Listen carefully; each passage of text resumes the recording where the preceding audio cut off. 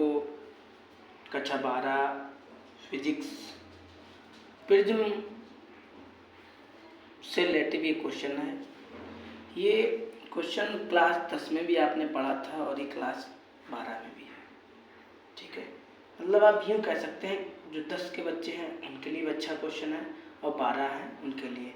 केवल 10 में आपका ये नहीं है निर्गत किरण, निर्गत कोण, और आपके 10 के ये 3 विकल्प आपके 10 में भी हैं। मतलब बढ़िया क्वेश्चन है, आपके आने योग्य है। ध्यान से समझना, जो 10th के बच्चे हैं, जो 12th के बच्चे हैं, दोनों लोग समझना ध्यान से। क्या दे रखा है? एक प्रिज्म के पदार्थ का अपवर्तनांक को n से लिखा जाता है। ये जो बातें आपको बताते हैं स्टार्टिंग में, वो बातें बहुत अच्छी होती हैं कि अपवर्तनांक को n से लिखते हैं, अल्पतम विचलन को डेल्टा m से लिखते हैं। आपको निम्न बातें ज्ञात करनी है। चलिएगा, सबसे पहले लिखो, दिया है, क्या दिया गया है? अपवर्तनांक मतलब n बराबर 2। अपवर्तनांक को n से लिखा जाता है। ठीक है, लिख लिया। प्रिज्म का कोण को a से लिखा जाता है। अल्पतम विचलन कोण को डेल्टा m से लिखा जाता है। कोई दिक्कत? दोबारा समझो, प्रिज्म का कोण है तो a से लिखा जाएगा, अपवर्तनांक है तो n से लिखा जाएगा, अल्पतम विचलन तो डेल्टा m से लिखा जाता है। कोई दिक्कत? इतनी बात में कोई दिक्कत नहीं होगी। ठीक है, आपका फॉर्मूला होता है n बराबर, आपका सूत्र होता है n बराबर साइन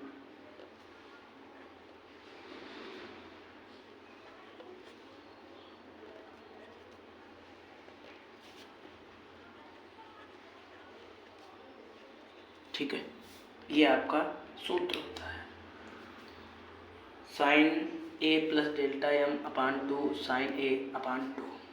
ठीक है, ये क्वेश्चन ध्यान से समझना, थोड़ा लॉन्ग है लेकिन हम आपको एक एक बात बताएंगे तो समझ में आ जाएगा। n का मान कितना है? n का मान 2 है, 2 लिख लिया। साइन को हमने ऐसे लिख लिया। a का मान कितना है? a का मान 60 है तो 60 लिख लिया। इसका मान कितना है? मान है ही नहीं तो कोई बात नहीं, इसे आप ऐसे ही लिख लो। ठीक है, इतनी बात समझ में आ गई। n का मान n की जगह पे लिख दिया, a का मान a की जगह पे लिख दिया, अपान में भी हम लिखेंगे।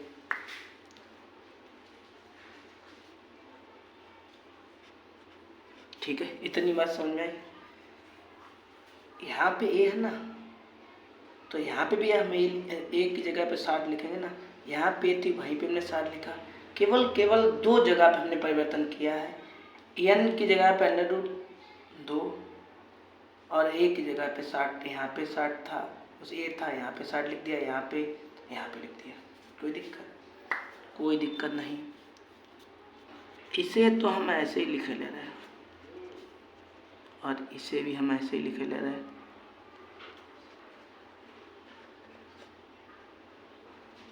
ठीक है, अगर हम 2 एकम 2 और इसका इसमें भाग करें तो 30 हो जाएगा। 3 दूना 60। तो कहने के मतलब ये हुआ, इसकी जगह पे साइन 30 लिख सकते हैं। ठीक है, ये जो अपान में था 2 एकम 2 और 3 दूना 60, इसकी जगह पे साइन 30 हो गया। इसके अपान में 1 कर ले, कोई दिक्कत? 1 करने से कोई दिक्कत नहीं होगी, क्योंकि 1 का गुणा करो, 1 का भाग करो, वही आंसर आता है। आप इसका इधर गुणा करेंगे, 1 का गुणा करने में पूरी संख्या वही आती है, और इसका गुणा इधर करेंगे। ठीक है, चलिएगा थोड़ा समझते हैं। 2 तो ऐसे लिखा, इसकी जगह पे गुणा किया है तो ऐसे लिख लो, ठीक है। और 1 का गुणा करने पे पूरी संख्या वही आती है, तो वही लिखेंगे हम।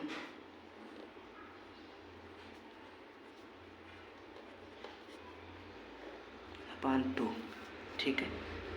इसे तो हमने ऐसे लिखा, और साइन 30 की जगह पे हमने लिखा 1/2।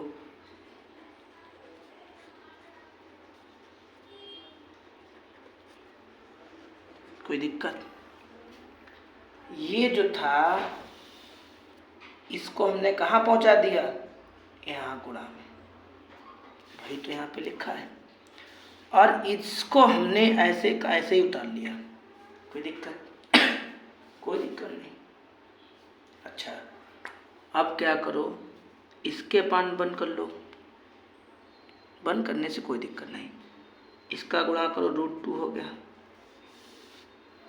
इसका करो तो 2 हो गया। और इसे हमने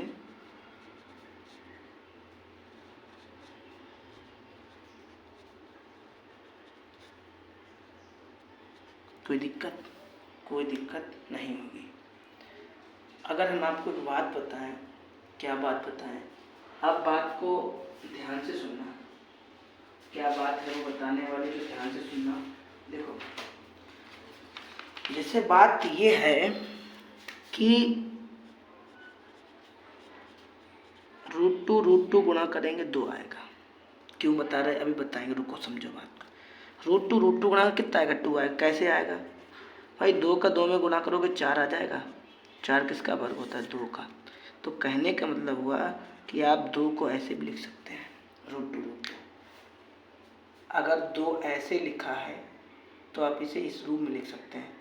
क्यों लिख सकते हैं? क्योंकि 2 का 2 में गुणा करोगे 4 हो जाएगा। 4 किसका वर्ग होता है? 2 होता है।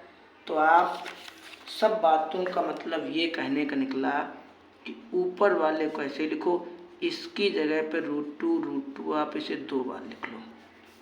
समझे? ठीक है। बस यही बातें समझने वाली होती हैं। बात बाकी किसी भी चैप्टर का न्यूमेरिकल टफ नहीं है। ठीक है, आप इसे काट दीजिए, 2 से 2 उड़ा दीजिए, 2 एकम 2 और 2 एकम 2, ऊपर 1 बचा और अपान में √2। इसे आप यूं ही लिख लीजिएगा अपान में। कोई दिक्कत? कोई दिक्कत नहीं। अब आप वीडियो को रोको, और ये बताओ 1/2 किसका मान होता है साइन में? आप वीडियो रोको, और 1/2 साइन में किसका मान होता है? आपको उंगलियों के माध्यम से हमने मान निकालना सिखाए थे ना, वीडियो भी अपलोड है और सिखाए भी थे। तो आप ईमानदारी से बताइएगा, कमेंट में ज़रूर लिखना कि साइन 30 का मान क्या होता है। अगर मान लो आपको नहीं पता है, कोई बात नहीं, वीडियो को रोको, उंगलियों के माध्यम जैसे हमने आपको निकालना बताया था वैसे ईमानदारी पूर्वक आप बताइए कि ये इसका मान होता है, इतने का होता है। ठीक है, चलिएगा हम आपको बता रहे हैं। चूंकि का चिन्ह लगाना, क्या लिखना? चूंकि का चिन्ह लगाना और लिखना साइन 45 का मान होता है 1/2, और इसे बॉक्स में बंद कर देना। ठीक है, मतलब ये हुआ, सॉरी अंडर रूट में लगाना है। ठीक है, हाँ, साइन 45 का मान होता है 1/√2, साइन 30 का मान 1/2 होता है। तो ये मतलब हुआ कि इसकी जगह पे ये लिखते हैं, इसकी जगह पे ये लिख दें, तो हम इसकी जगह पे ये लिखेंगे, क्या लिखेंगे कि साइन 45, और इधर वाले को ऐसे लिख लिया हमने। कोई दिक्कत? कोई दिक्कत नहीं, यहाँ तक तो कोई दिक्कत नहीं है। अच्छा, आपका साइन से साइन, ये साइन है कैंसिल हो जाएगा, काटा नहीं जाएगा, हो जाएगा कैंसिल। आप इसे ऐसे छोड़ के लिख देना डायरेक्ट 45, ये 45, ठीक है, काटा नहीं जाएगा यहाँ से, ये कैंसिल हो जाएगा, ये साइन, तो यही तो बचेगा 45। बच्चा जहाँ पर ही दिखाई नहीं पड़ा, आप सही है, ठीक है। अच्छा, अब क्या करना है आपको कि 45 ऐसे लिख लो बराबर में, दूसरे पन्ने पे हमने सवाल पहले उतार लिया, इसके अपान में बंद करें, कोई दिक्कत नहीं, वन करने से कोई दिक्कत नहीं होगी। आप इसका इधर गुणा करो तो यही तो होगा, आप इसका इधर गुणा करो, यही होगा ना, बोलो। आप इसे तो ऐसे ही लिख लो, ये गुणा करोगे 90 हो जाएगा, 45 दूना 90, 60 इधर आएगा तो माइनस का हो जाएगा, कोई दिक्कत नहीं। आप इसमें से माइनस करिएगा तो कितना बचेगा, 30। आपका पहला आंसर आ चुका है। जो आपसे अल्पतम विचलन कोण पूछा था ना, वो यही आंसर है। तो आप कैसे लिखोगे, अल्पतम विचलन कोण बराबर 30। एक आंसर आपका आ चुका है। अब आपसे दूसरी वाली बात पूछी गई थी, 2 नंबर में बात पूछी गई थी आपसे, क्या बात पूछी गई थी, आपतन कोण,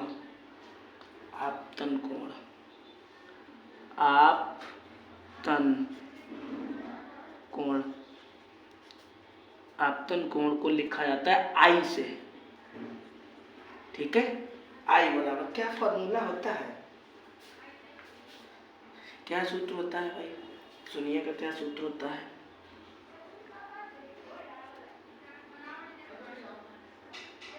ये सूत्र होता है आपका। तो ए का मान कितना है, ए का मान अभी लिखा था, पीछे देखा था, इसका मान 30/2 90 भाग 2 45। तो दूसरा आंसर आपका 45 आया है, ठीक है। अब तीसरे में पूछा गया था अपवर्तन कोण, अपवर्तन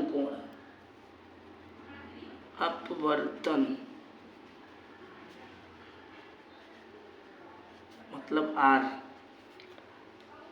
क्या सूत्र होता है अपवर्तन कोण बराबर, तो सूत्र होता है A/2,